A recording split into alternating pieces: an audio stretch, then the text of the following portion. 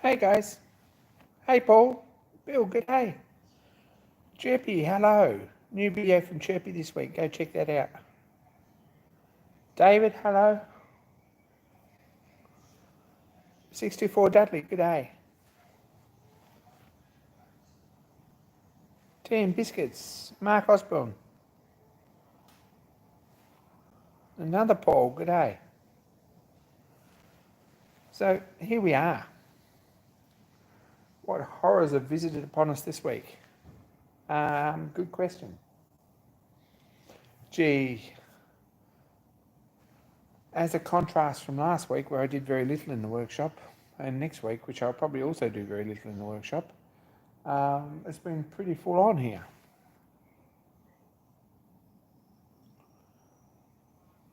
Fridge, g'day. How's the arm? That's why you don't play with Steam, people. Dan Shed is a reportable injury today. Third one in a fortnight? Is that right? Third reportable injury in a fortnight? Yeah, I'm not counting. Anyway, we won't go into that. I wouldn't go as far as to call him accident prone, but I'm just not sure that I reckon a life insurance policy against him would be a good idea right now.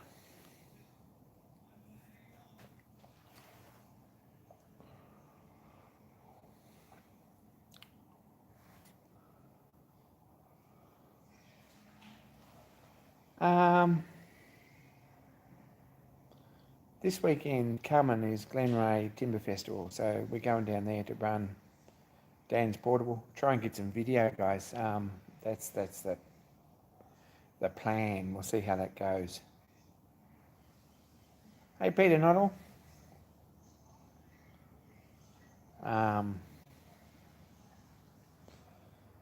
There will probably be some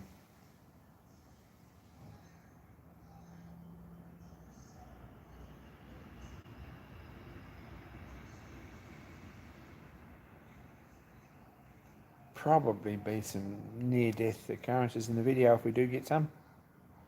But these things come in threes, they say, so maybe there won't be any more.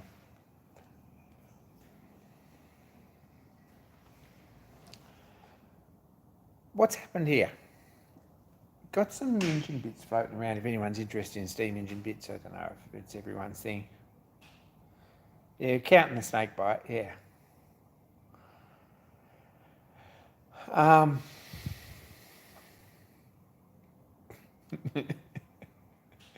Because here in Australia, snake bite's just everyday thing, you know. We just discount that one because, yeah, that could happen anyway. That's right.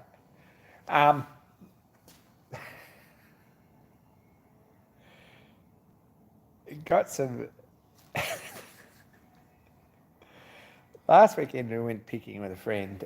Picking, I guess you'd call it. I don't know. I went look at some machinery and there's some cool stuff. If anyone's interested, at a reasonable price in a couple of Chauvelin 70 turret lathes and some tooling and a motor drive, etc, etc, etc, hit me up and I'll put you in touch with someone. I wouldn't mind them. I haven't got room to put them. That's where we're at with that.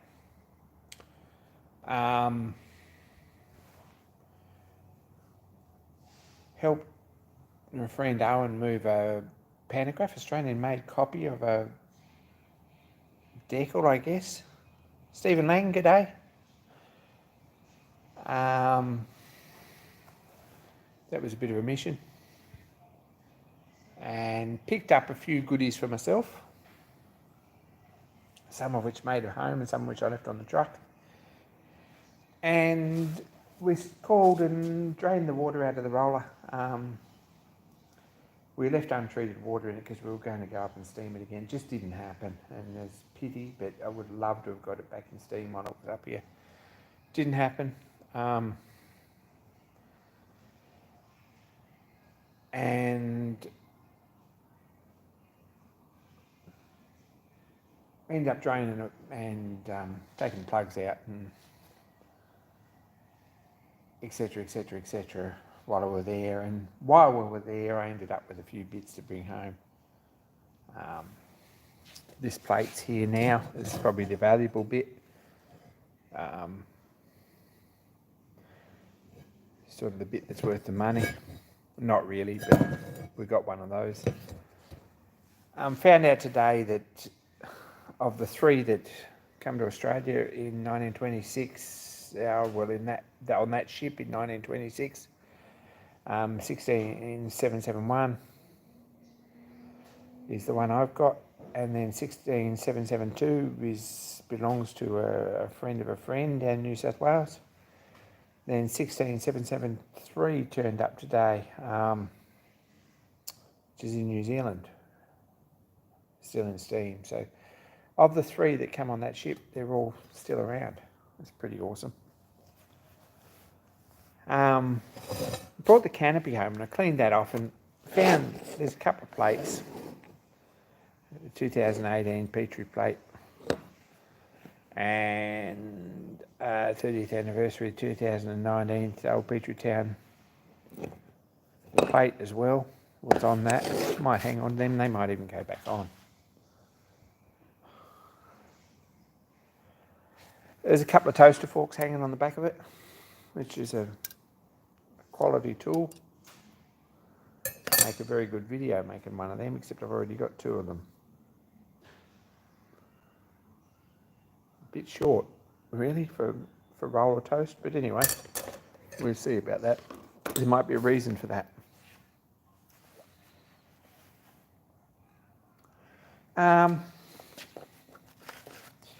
Couple of forms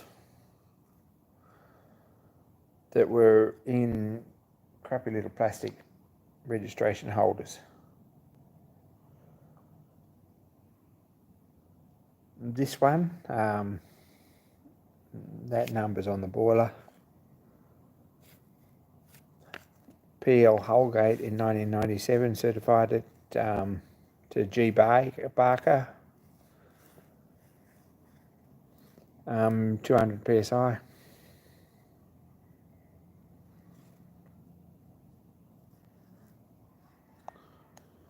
Location of identity number and eligibility of identity number satisfactory. That's about where that was.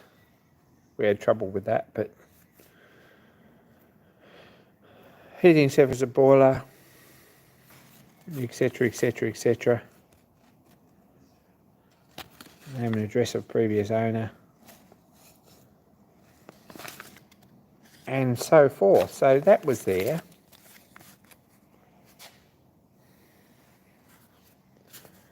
There's also this, and Mr. G. Baker himself might require this one back. I wouldn't have left it on the machine. Factories and Shops Act 1912. It's engine drivers and boilers attendant certificate, or some of it.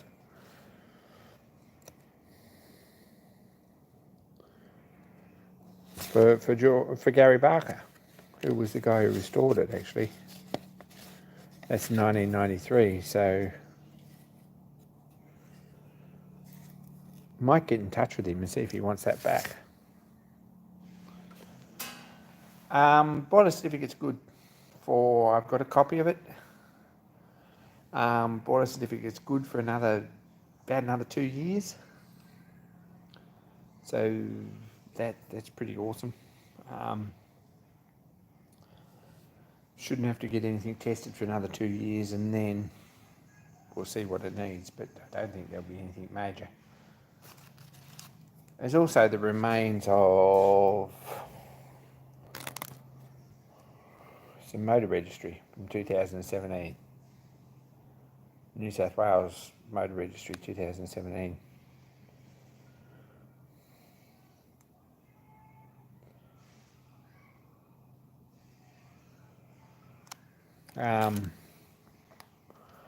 I thought they were 180 new.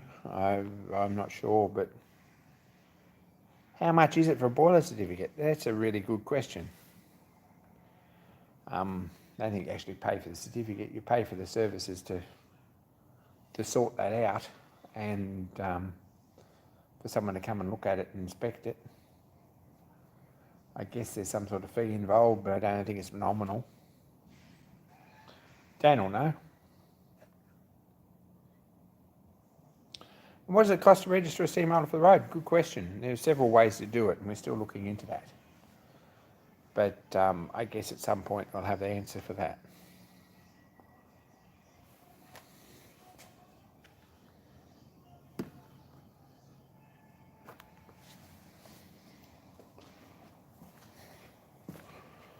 So,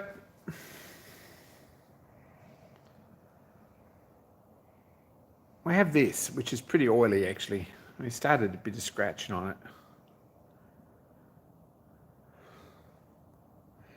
This is also crazy heavy, just so you know.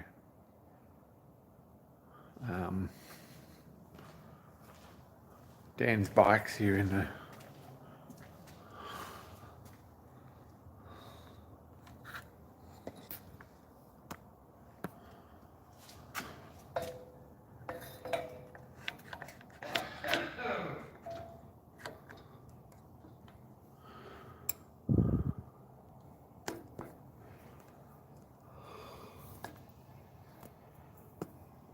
we'll get this somewhere near stable in a minute. Sorry, guys.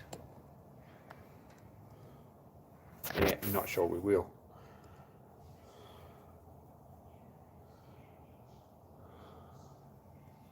Hey, Matt.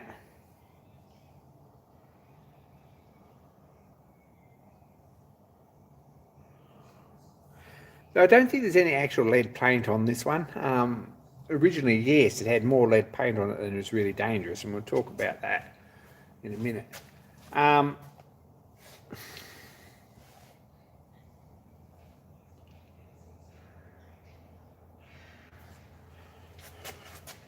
This is pretty sound. The timber on this is pretty good. We're looking at this sideways because I'm not going to lay it down and stand it up for you. It's just not going to happen because for one, I'll get absolutely black, and for two, it's pretty heavy.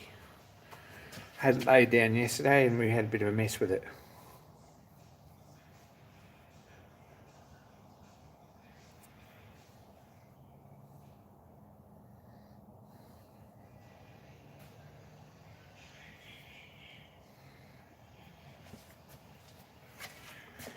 So this has got tongue and groove flooring or tongue and groove boards all the way around here, all fitted together with no gaps.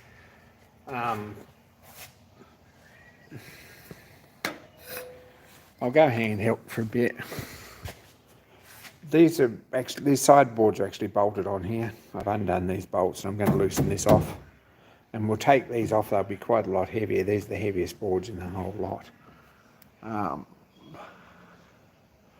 Already taken the end covers and everything off here, and we've taken the tar paper or whatever off the top, which isn't exactly correct, but it probably served very well at that point. And it certainly kept the water out. And we'll number all these boards. I'm going to have to find letters set number punches, I think, and number the ends of all the boards all the way around. There's 33 or something boards, including the side bits. These have been done with, this is just vinyl, so it peels off, but it's a bit ordinary. Jury's still out what we put on here, whether we do the actual whole works, John Fowler and Co. Leeds Limited, or whether we put EJ Ritson and Co. Contractors, Coomera, I'm not sure. Something like that. Morning, James. Don't know whether it'll get gold letter, the gold leaf. It'll certainly get, I don't know, it'll get some decent, some lining and painting. These were black. It's not going to be flat. It's probably going to get a base coat of like a flat base coat and 2 or 3 coats of varnish over the top. I don't think this is going to be white again. I'm seriously thinking that I'm going to mock up anyway and probably put on these Acme Joke and Trick Company or something like that. It'd be really good fun. Stir everyone up.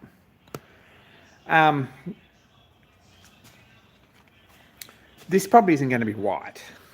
It's probably going to be burnt umber or like a tan, brown, whatever you want to call it, or red to match the lining. So something a bit more practical. As you can see, or you can't see really with this camera, but maybe you can there.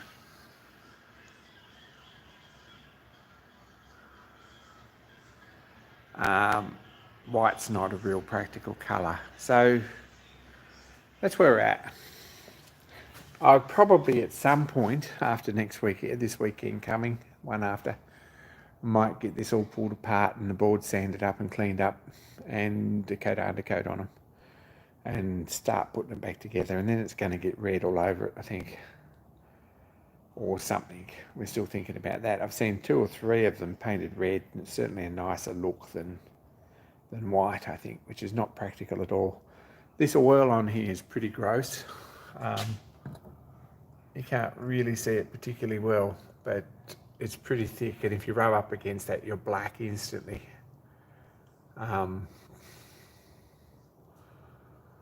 Budget and Scarfer Road Company, yeah.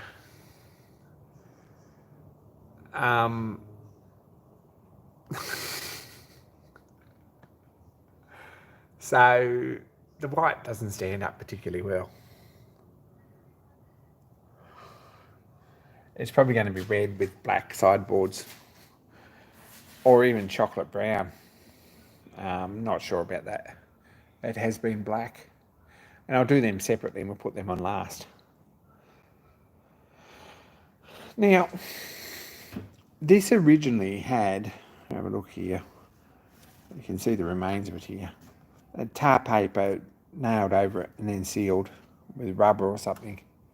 I'm not sure what it's sealed with. It's pretty awful stuff, dirty and frail and breaky uppy. And then this was put on to cover, and then there was end plates put on the top and the bottom, on the back and the front, and that covers that and keeps everything nice. Now, Kibba, g'day. Creasy's Workshop, hello. So, what this would have had originally, it would probably be better around this side where you can actually see. Can you see? I don't know, it's probably a bit dark now. What this had originally was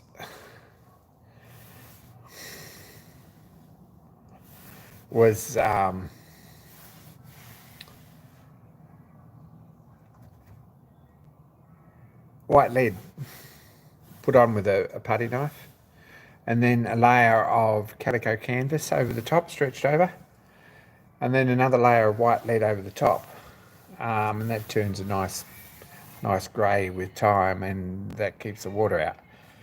Now, the process of time has made that almost impossible, so that's not going to happen. But there is, I believe, some sort of a marine canvas bedding compound that you can buy that would probably be just as good. And fiberglass isn't good.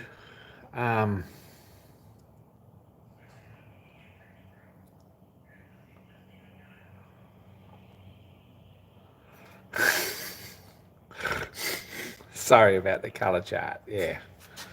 You guys will have your fun. Poor Steve. It needs to be flexible because there's a fair bit of movement in this, and I think it needs to be like that because on bumps and things you don't want something cracking. It needs to withstand the sun, it needs to get the water out. So, bit of a job there, but it's not anywhere near as big a job as I thought when I first looked at it. It's a matter of pulling these 30 boards off and cleaning them up and painting them, putting it all back together and giving it a decent top coat of flat red and a couple of coats of varnish, and that'd come up pretty nice, I think. Then we can start thinking about the sideboards and lettering and stuff. You can see where those rego Plates and things were all bolted on.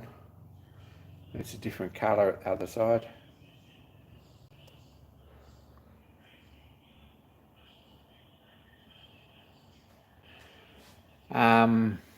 Bill, maybe.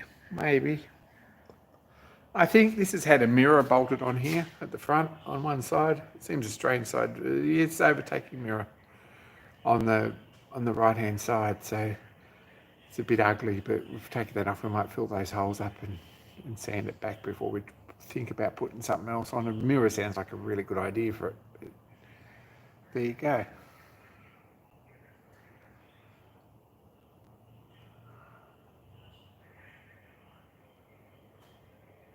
Chirpy, that sounds like a good deal. Canvas and outdoor paint.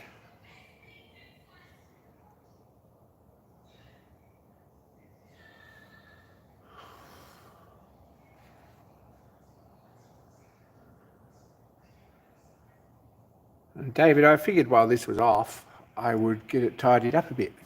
That's where I'm at with it. Get it a bit cleaner and tidier, and then maybe when we put it back on, it might not come off again.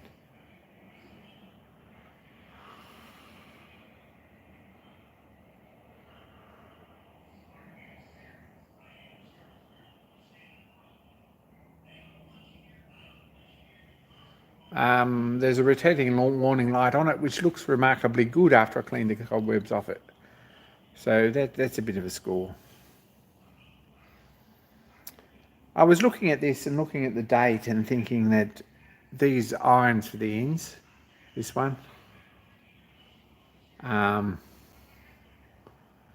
you're right though, David, it just needs to go back on and get running, but I would rather have it off for a bit and have it cleaned up, because there's a whole lot of nothing else happening, and any excuse to get this place dried out a little bit before we move it would be a really good option. That's the other issue, is that everyone's wet.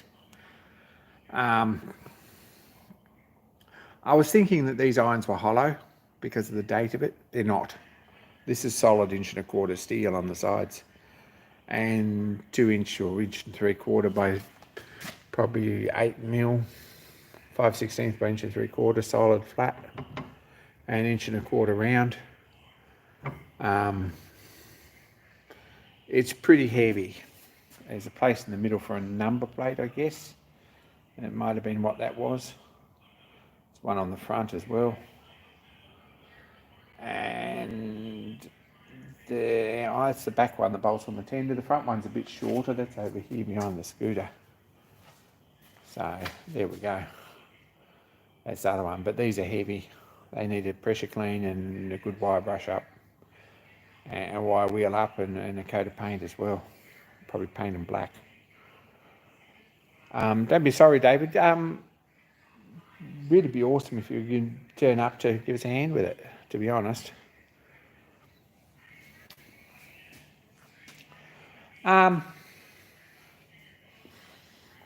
The stuff that was on,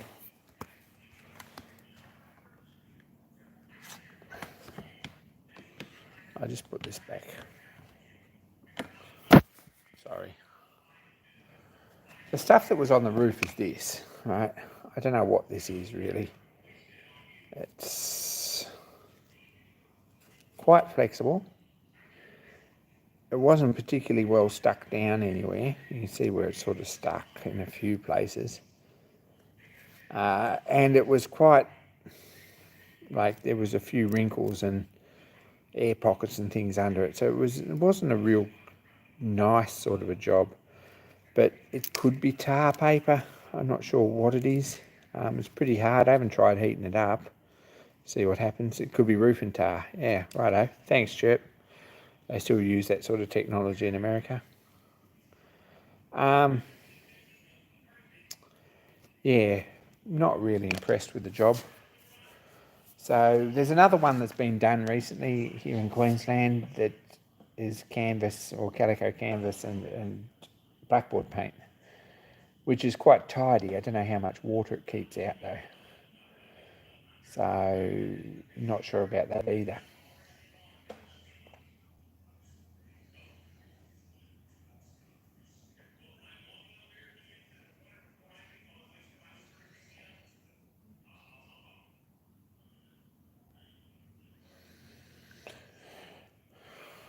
So that's sort of the update on the engine. That's what we've been up to. I've spent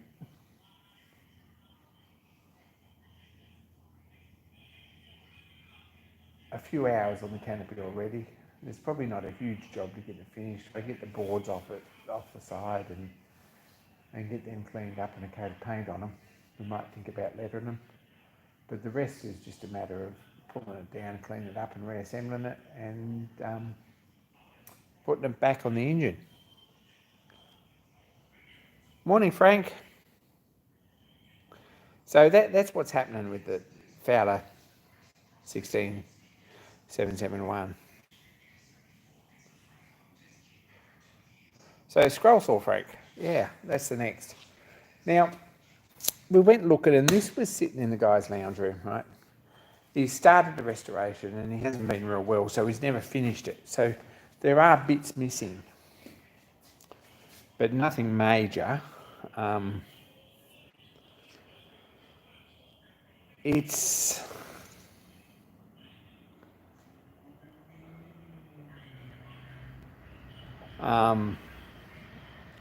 a Heiko, which is Australian made in Sydney. It's a copy of a American. It's an American saw. I'm not sure which one. Someone will know. Probably a better copy because they pinched some of the bits off the Heiko bandsaw, which was a bestseller. That I noticed that when you look at the American one, it hasn't got. So one of them was this table swivel, which is exactly the same as my Heiko bandsaw.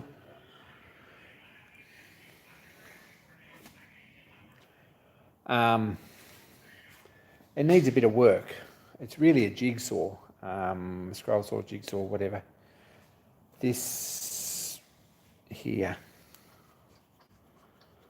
has a shim in it that's not supposed to be in it, so this is going to have to come off again.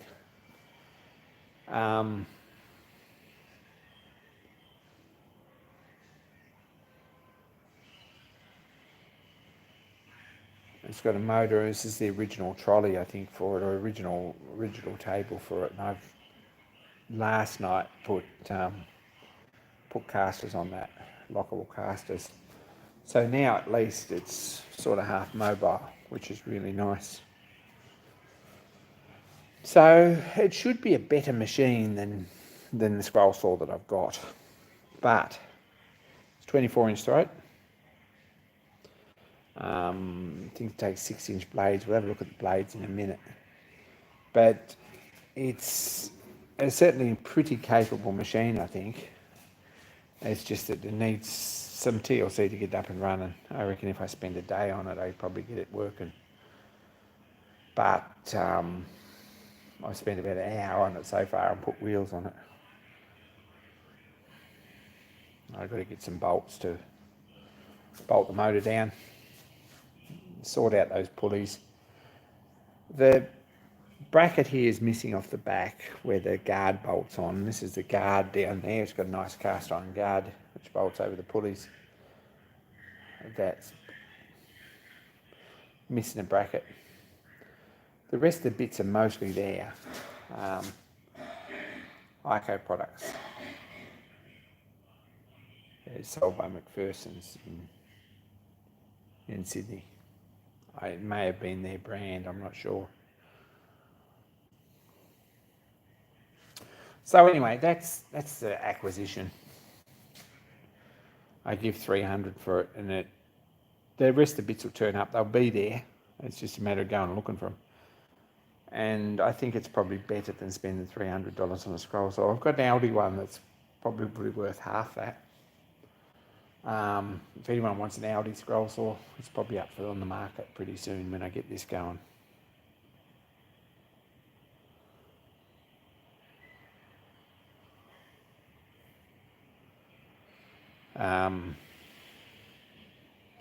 Yeah, this is a pretty heavy machine, so I'm hoping that we can cut brass and aluminium and wood properly. In the one that I've got, the table hammers anyway, just cutting plywood, so I think this will be much, much better. It's got a tilting table, and it'd be good for pattern work. And an oil bath gearbox. Not sure about blade holders and things like that. I think they're all here, but I've still got to have a bit of a look and see what's missing. A bit of a look. If anyone's got a manual or anything, hit me up. I'd be pretty keen.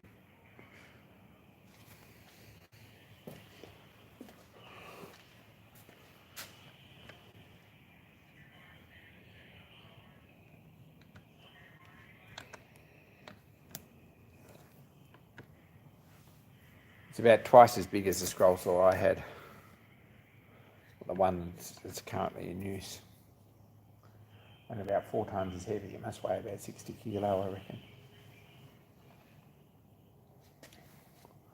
Also come with this box of bits. Don't know if there's anything in here that's even usable.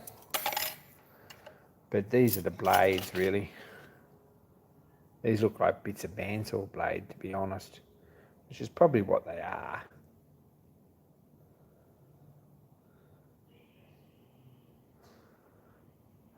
They might be cut out of like a bow saw blade or something like that. I'm not sure. But there's these that are pin type, 6-inch blades, and then there's these which are just a clamp type.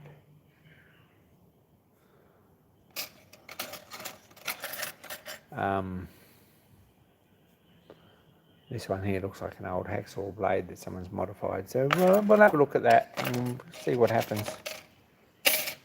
Because I need another project, you'll know that. So there's a box of blades with it, which may or may not be any good, but it'll give us some templates. Those 6-inch blades are very hard to find here, Chirpy says. Yes, they're probably very hard to find here too, but we'll see how we go with it. Probably can get like a decent hardback bow saw blade and slice them up. Don't know. I'm not sure what's really missing as far as bolts and connections and things for blades. You know, if you play with that, you might have to make something. Not the end of the world though.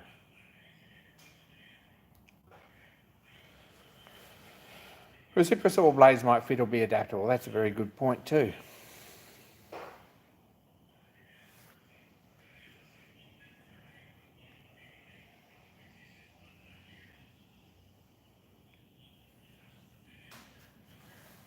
So that's happened as well. That's just another thing that's happened.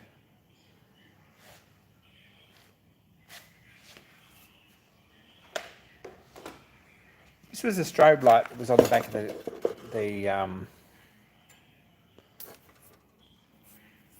canopy, which is probably a really good, probably not a bad strobe, I think. It's all fairly clean and nice. There's no rust in it. No one's touched the globe, I hope. So I haven't plugged it in yet to see what it does.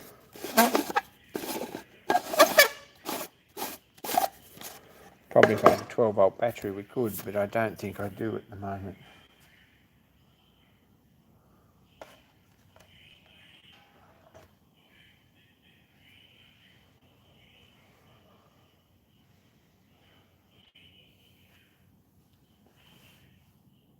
Dan's probably got a 12-volt battery. Here we go. Let's see how we go.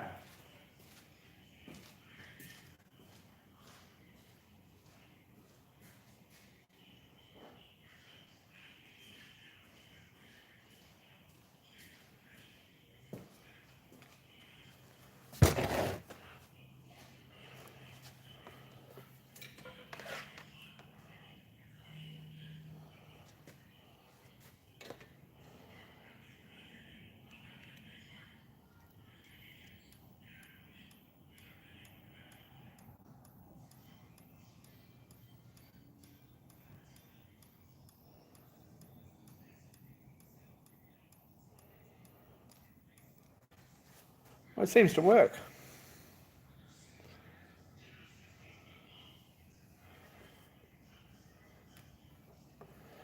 So that's a score.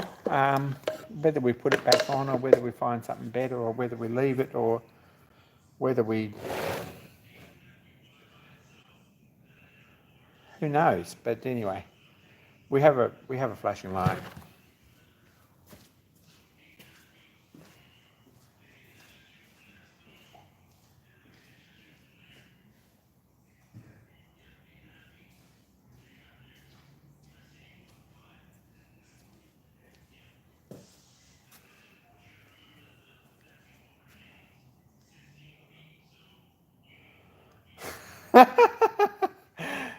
John Creasy's right, as always. Only need blades if you get it working. That's very true. Pretty safe, really. I'll get it all bolted up. I'll get the motor and the gearbox running, and then we'll start thinking about other bits, seeing what it needs. That's probably not a very big job. Might be tomorrow night thing. We'll see. Heading out Friday morning pretty early to go to Glenray, to the Glenray Timberfest. So we'll see what happens this weekend. Probably not very much.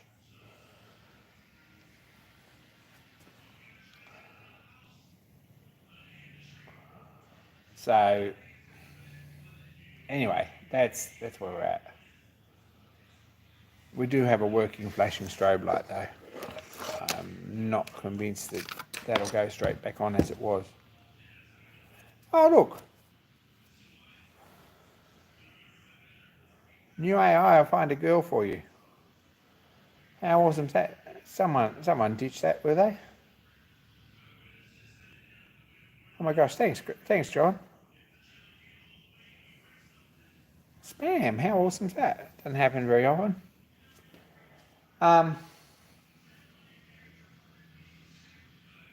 Don't click the link.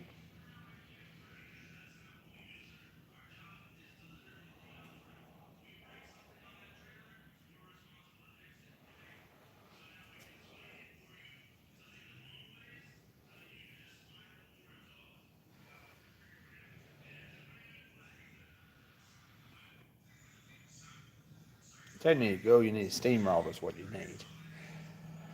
So what's everyone else working from? There's a good video from us, Knox, this week on putting hammer handles in.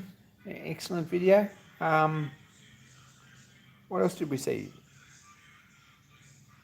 One from Chirpy.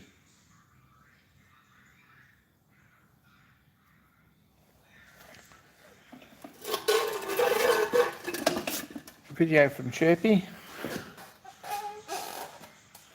Didn't see one from Tea and Biscuits. Didn't see one from Dan Shed. Didn't see one from Greasy's Workshop. Didn't see one from Bill Baggins.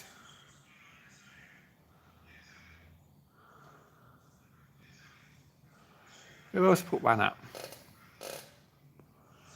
That doesn't really mean anything. The car build looks pretty exciting. Tea and Biscuits, you should put some more footage of that as well. James P is having trouble with a 3D printer and I wasn't helpful. I'm sorry, James. I'm sort of gloating. I'm not sure there's much else really to talk about. Bill did another 2 minutes this evening. That's awesome. I got some ammonia. Friend sent some ammonia to make clock cleaning solutions, so that's a bit of a score. It's fairly difficult to get. I've got a bottle of it. I'm going to need some sort of mixie bottle to put it in because the stuff's pretty noxious. We'll have to have a bit of a look at that and have a go at mixing some up. See what else we need to do it. I really have got a couple of clocks to service. It's a jinx for getting it roadworthy. Yeah, it probably is a jinx, I think. Posting videos on anything's a jinx. So,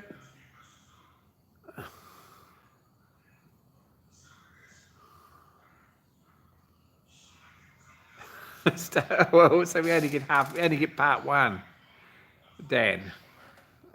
You just put part one on it. and hope no one ever comes back for part 2. I can't see an issue here. That's what you do. You just upload it as it is, put part 1, and then people subscribe waiting for part 2, and if part 2 never comes, well, obviously it got lost. That's how you do that.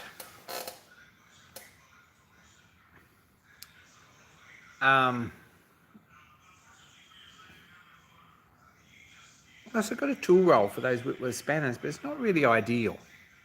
Might have to make one.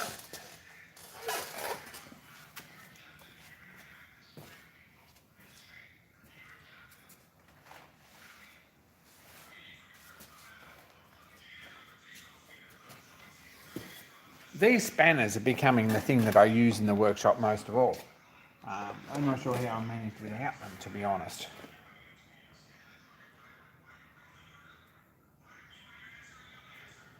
No one would watch part 2 either, that's exactly right. So just put it up and put part 1 on it. I've got this tool roll, which is AOS Swags and Bags, or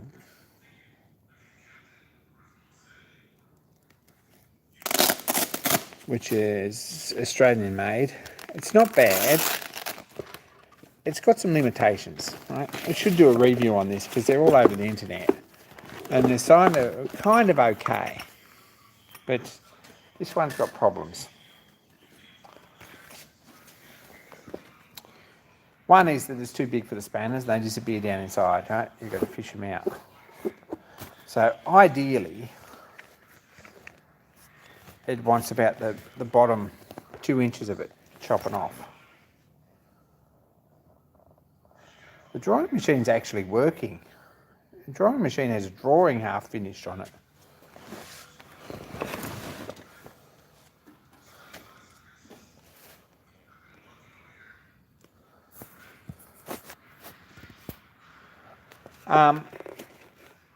Probably could chop this much off it, or fold this much off, or sew this much up, or if we had a bit of this binding, we could chop 2 inches off the bottom of it and sew it up again, but it's not really that easy either.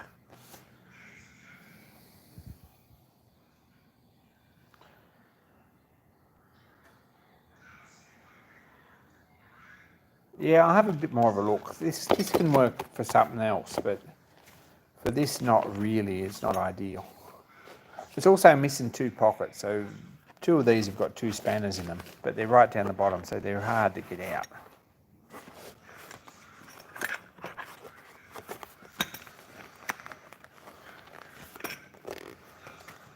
So the other problem with it is, let me move back here a bit so you can see this.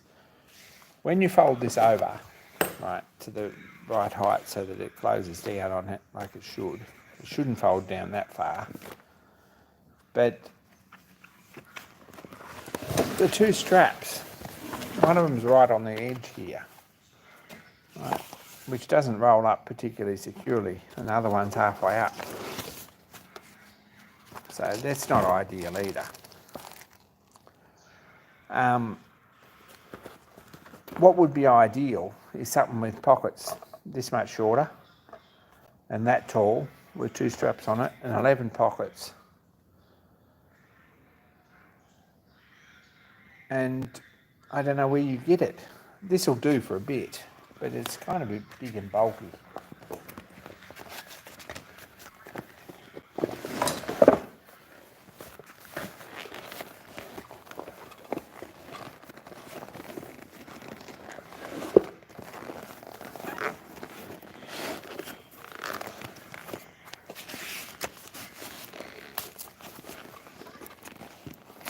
See, this one's all right there, but this one up here,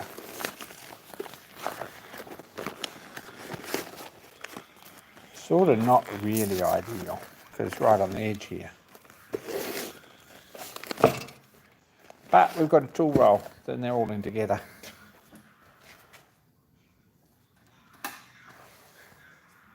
Not looking for a sewing machine. I've got work colleagues who are good at that sort of stuff.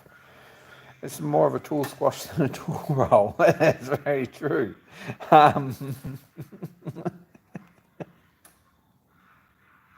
Thanks, Bill.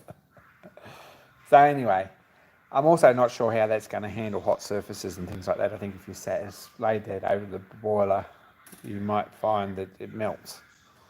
Anyway, so that's another thing.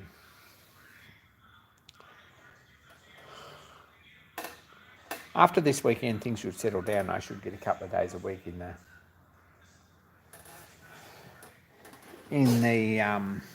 the workshop. There's administrative stuff and stuff for work and so forth that I've had to get out of the way. So it's happening, and hopefully give it a little bit longer, and I'll be able to spend some time in the workshop and get some jobs done. At the moment, I'm not feeling much like that.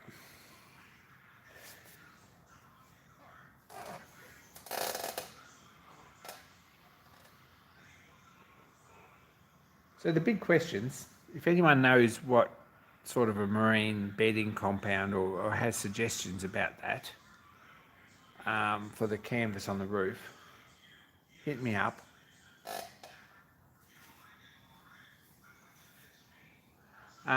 If anyone knows how to roll up a bit of 3/4 inch angle line in sort of a curve to match the roof so that you can screw it on in steel, that would also be very useful.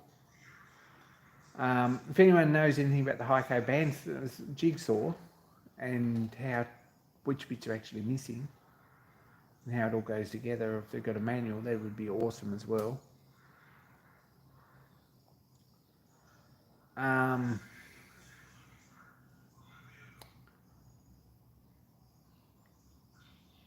If anyone knows about Fowler original paint colours, you could hit me up with that too, because I haven't got a clue. Particularly some British Standard or ISO standard paint numbers would be really fantastic, but it's unlikely to happen.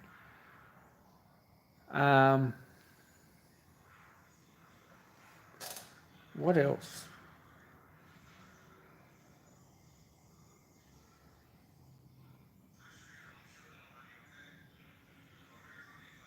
Don't know if there's much else.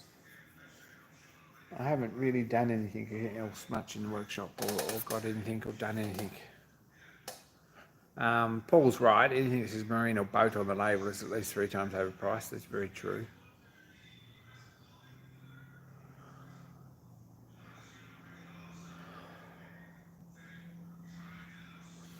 Have to give it some thought though. Also, you're going to need some canvas curtains on this is sort of the main reason we're doing the canopy is because this thing's going to be a bit more exposed to the elements than it's been used to, and it's very much like some full like winter protection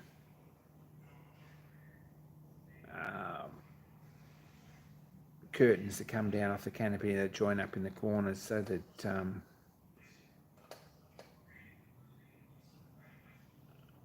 it can sort of keep a bit of the rain off it.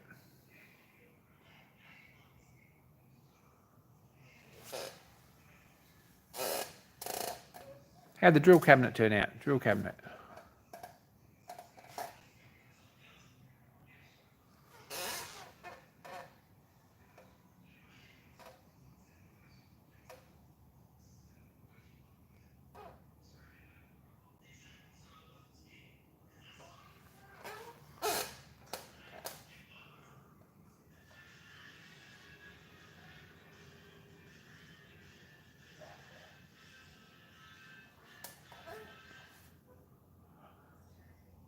Well, there's 1,000 boat places over the back fence. Yeah, there's a whole marine precinct. There's a sort of a major Australian marina sort of within 3 kilometres of here, spread out.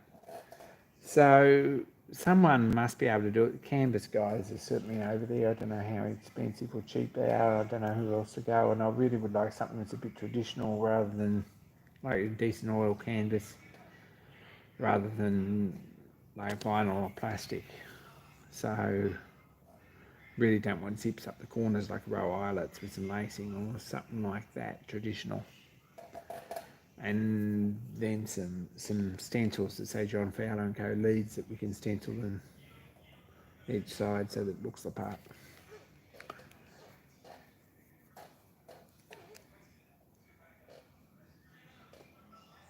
One of the boat channels is probably a really good option too. I have to have a look at that.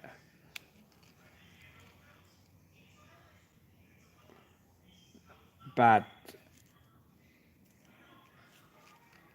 yeah, I believe that there's a canvas bedding compound that you put on with the trowel and pull the canvas down over it and put another layer on top. Not sure if that's what it needs or if that's what it's going to get, or it might get bedded on nicely and then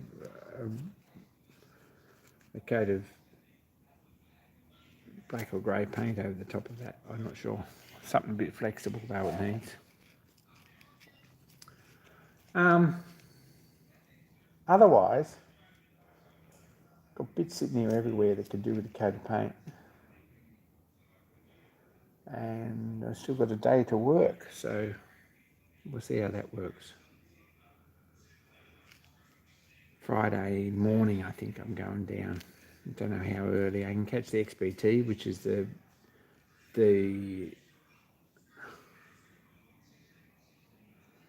train from Brisbane to Sydney. It leaves at 5 a.m, some unearthly hour from Brisbane, which is an hour away. It's a bit crazy. I'm not sure whether I'm going to get up and get on the XPT tomorrow, Friday morning, or not. That stops at Casino, I believe, which gets us a little bit closer by about 9:30 in the morning, which would be awesome.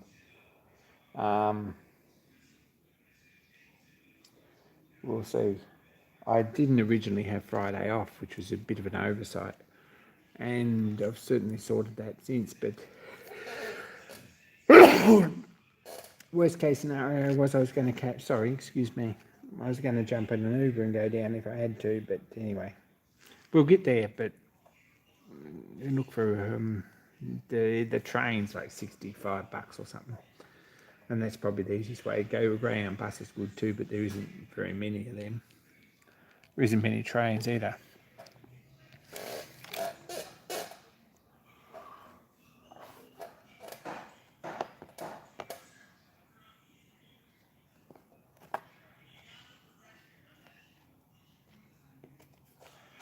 So that's where we're at. That's kind of about all I've got, to be honest. I've talked for nearly an hour about pretty much nothing that anyone's particularly interested in. So you've all been very, very patient.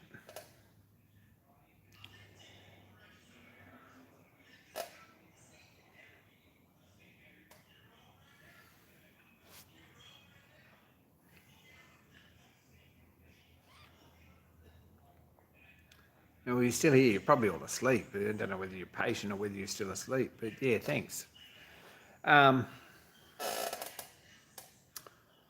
What else?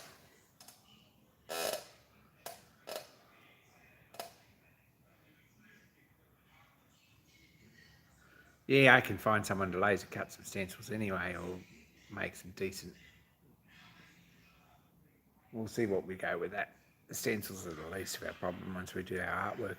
But I'd just like to get some decent canvas, decent waterproof canvas and sort it out.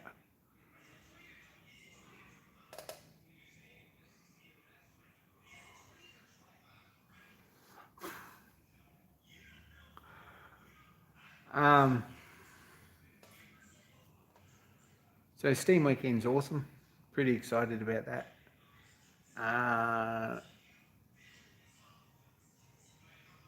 And then we can come back and we can be a bit sort of productive about getting things done, because it's been ages since I've done anything in the workshop and I'm missing it a bit. How's your clock going, James? Have you got your clock made? How's the prints going? Have you had any luck with it?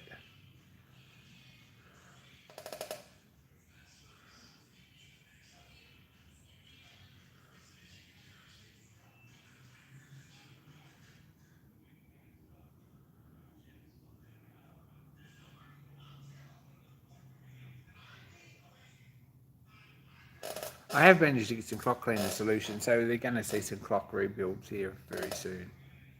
This next weekend, I've got 2 or 3 little jobs to do on clocks and things. It's not a big job. We'll get them sorted. Oh yeah, that's it. How does that go? PRUSA. I think James. But anyway, that's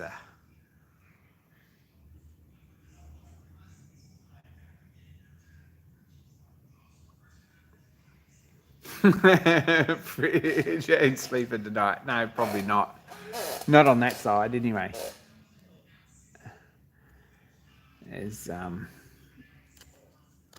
And once the gangrene sets in and it falls off, it's not going to be much fun. So you've all been pretty helpful with this. Here's some ideas. I was up at the roller on Sunday afternoon. Took a friend with me. It took him about an hour after we left to actually find any words. I don't know if he really, I'm not sure what his opinion of my sanity is yet, but it was bigger than he expected, I think. It is a pretty big roller.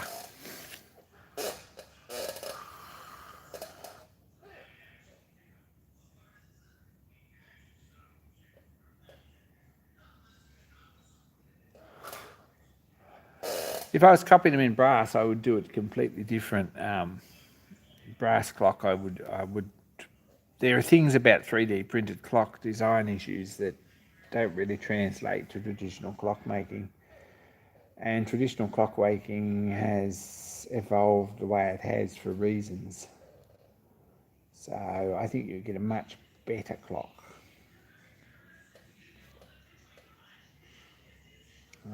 With smaller pivots and thinner gears and things like that would make a huge difference to it.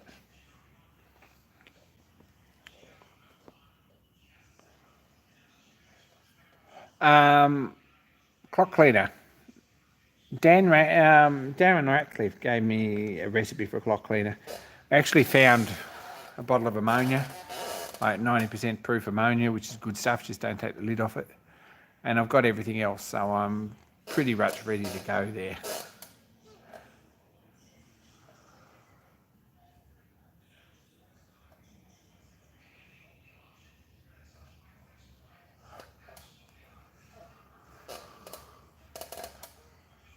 Yeah, get a bike, Frank.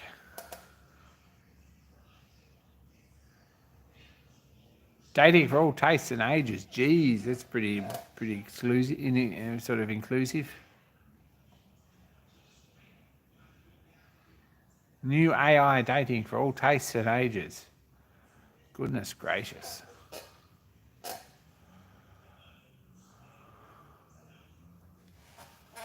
Anyway.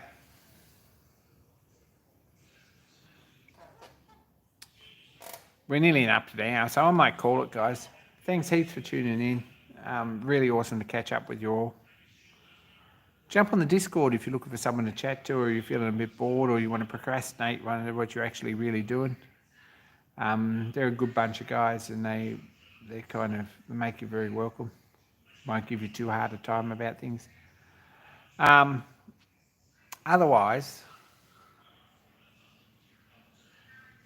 yeah, there's a Facebook page too. I know none of you do Facebook for reasons, but there is a Facebook page on the roller progress, so that's a new thing as well.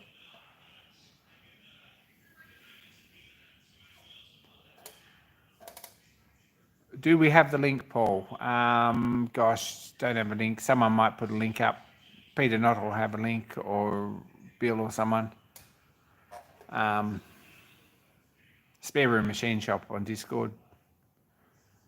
It should be fairly easy to find. Anyway, I'm out. Be kind to each other, and more soon, guys and girls, and probably some more projects this week. But I should get some video this weekend, I hope, of the event. I'm pretty excited about that.